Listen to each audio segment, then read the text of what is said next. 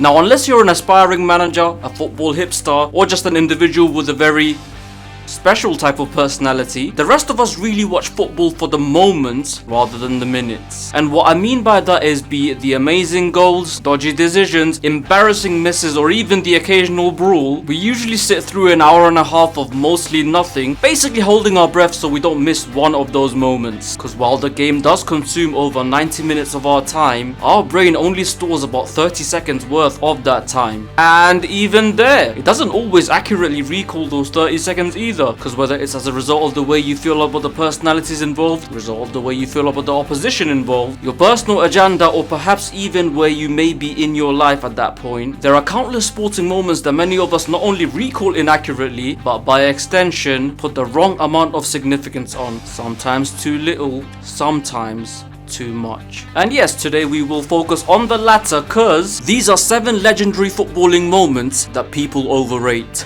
Let's roll on. Number 7, the Gerrard slip. Place, the Anfield Stadium, Liverpool. Date, 27th of April 2014. Incident, Steven Gerrard slips while attempting to control a sideways pass, giving them Babard the opening to pounce and hand Chelsea the lead. So why is it overrated? Well, a couple of reasons. But we'll start with one I alluded to in the intro, and early warning by the way, this will be somewhat of a running theme throughout this video. Revisionist history. Because correct me if I'm wrong, but I believe there are many of you out there who think this is the moment that cost Liverpool the 13-14 title? No it didn't. Because here are the facts. A, even after that loss, Liverpool would still be at the top of the table and would eventually go on to be on level points with City after City won their game in hand, weirdly enough against Everton. And B, bro, let's be real, this Liverpool side was Slippy City. Because I'm sorry, but if anything, it was them eating shit at the hands of teams like Hull City or Southampton early on in the season that cost them the title. I mean, if anything, it was more their main forward failing to keep it in his f***ing gums early on in the previous season and thus getting suspended for the beginning of this season that cost them the title. I mean, if anything, it was the Istanbul mess the following game and Liverpool's inability to defend that cost them the title. As you can see, you can and should point to various factors from that season. These men were far from perfect, fam. But for all of the blame to be mainly put on one player, who just happens to be the player who carried the hopes of half the city for a decade and a half prior to this, to the point where it severely affected his mental well-being post the event? Yeah, bullshit. Though I won't lie, him giving that speech about not slipping and then 2 weeks later doing this was too good to be true, and I did laugh a little at those memes, I must admit. So yeah, as ironic as it was, iconic, it was not.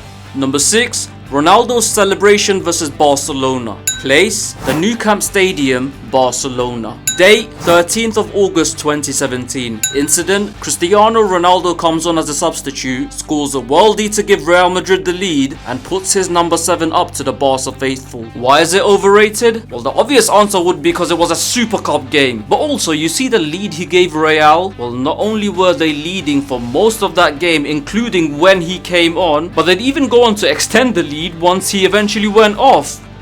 Which reminds me, are we just going to ignore the fact that he was sent off literally 2 minutes after scoring that goal? Like, don't get me wrong, the red card itself was a stupid decision, but he still got it. Ah, well though, luckily all this ultimately didn't matter because he still ended up winning the trophy all the same.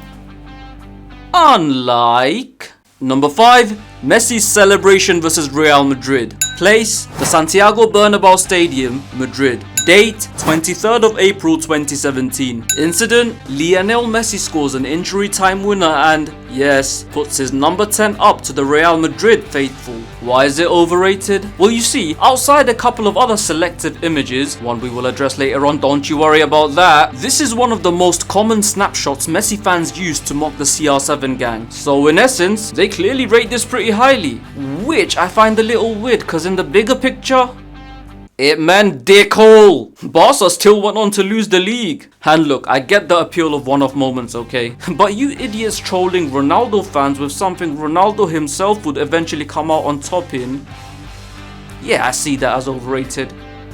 Not to mention also stupid. And man, I won't lie, I was pretty close to putting Messi's goal against Real in the UCL semis too, cause much like this game, not only did he also do that against 10 men who were already worn out, but also be honest with yourself, that goal itself is nowhere near the level of the other mazy individual runs he's finished off in his career. No way near. But that's just the way it is, I guess. As a general rule, Barca wreaking havoc in Real's home is a lot more celebrated by the neutrals than vice versa. And to be honest, this isn't only just because of these two. This is instead caused by the narrative that they nail you narrow-minded numbskulls with who neglect any knowledge they own and notarize by nodding on to the nonsensical notion of Barca and Real being the working class versus aristocrats or whatever. Yeah, no. Sorry, but regardless of what the origins may be, in the modern day this is just bullshit. But hey, it still seems to be working cause, as I said, this shit goes beyond Messi and Ronaldo. It's continued after they left. Not to mention, even in the recent past, it was also here before they were. Case in point.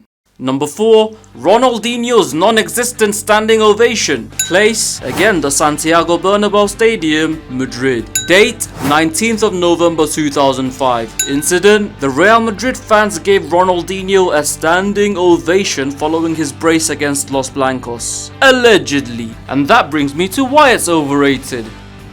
It didn't happen. But what did happen was that the commentators, and I'm guessing also the producers as well as all of us, were simply in awe of Dino following his second goal that night. And while they were looking around to try and see how the Madrid fans were reacting to him tearing Ramos to shreds, they just happened to come across a handful of magnanimous Madridistas paying their respect to an amazing baller. That's it! Literally a handful. But as usual, this got blown way out of proportion and somehow turned into the entire stadium giving him a standing ovation. Did they fuck? Also, unlike most if not all of you, I watched that game. Dino has played better. Number 3, Michael Owen's goal versus Argentina. Place, Stade Geoffroy Guichard, Saint-Étienne. Date, 30th June 1998. Incident, 18-year-old Michael Owen bursts onto the scene by scoring the goal of the tournament against Argentina. Well, here's an incident I didn't see live, but you know what, it's all the same cause this didn't happen either. I mean, of course, the game happened and the goal happened, but follow me here, because there are 4 points to consider. Number 1, Michael Owen had actually already burst onto the scene quite a while ago. I mean, not only did he win the Premier League Golden Boot in the season that preceded the World Cup, but he already came on and scored in the World Cup itself. Number 2, this obviously isn't his fault, but the goal ended up meaning f*** all in the context of the game as England won out on penalties either way. Number 3, this wasn't even the biggest talking point of the night. It's at least second, if not third. And number 4, this will be unpopular, but the goal isn't as good as they make it out to be. I mean, don't get me wrong, it was still great, especially when taking into account that this is a literal child doing this against one of the world's biggest footballing powerhouse nations. But like, not only had Owen already scored and would go on to score significantly better goals in my opinion, but there are actually people who put this goal up alongside the goal scored by Diego Maradona and Said Al-Owairan. Come on, no. But hey man, I can't say I'm surprised with this being overrated. I mean, let's face it, we've been so starved of genuinely legendary World Cup moments, we pretty much try to champion anything remotely epic we do at that stage.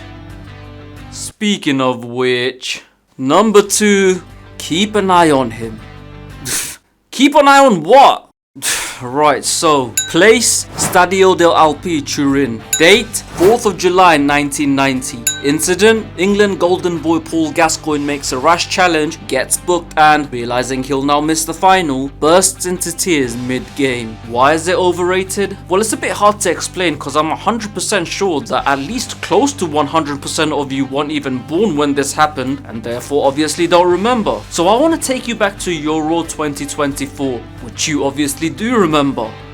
Unless you have short-term memory loss, in which case my sympathies. My thoughts are honestly with you. I've seen Gajini. I remember. You probably don't. So in Portugal's second round game against Slovenia, Ronaldo missed a penalty, began bawling like a baby during a break, had his teammates rally around him, went on to take the first penalty of the shootout, apologized to the fans, and took Portugal through. Well, you see, Gaza's situation was somewhat similar to this, but of course he couldn't play in the next game. But here's the thing, not only did Gaza not take a penalty in the eventual shootout, but there was no next game either way as England didn't make it once again.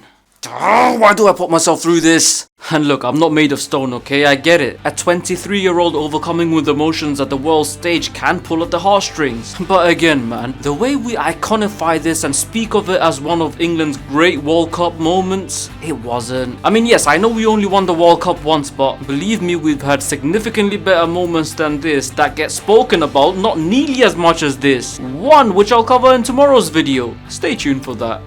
Number 1. Messi's World Cup. You already know. You know what I'm gonna say. It's pretty self-explanatory. But in case you still don't, check any of these videos out. And that is that. Agree or disagree? Beats indifference. What do you think of this list? Are there any legendary footballing moments that are actually overrated that I missed out? Let me know in the comments below. And as usual, don't forget to like, share and subscribe. Till next time, you keep rolling.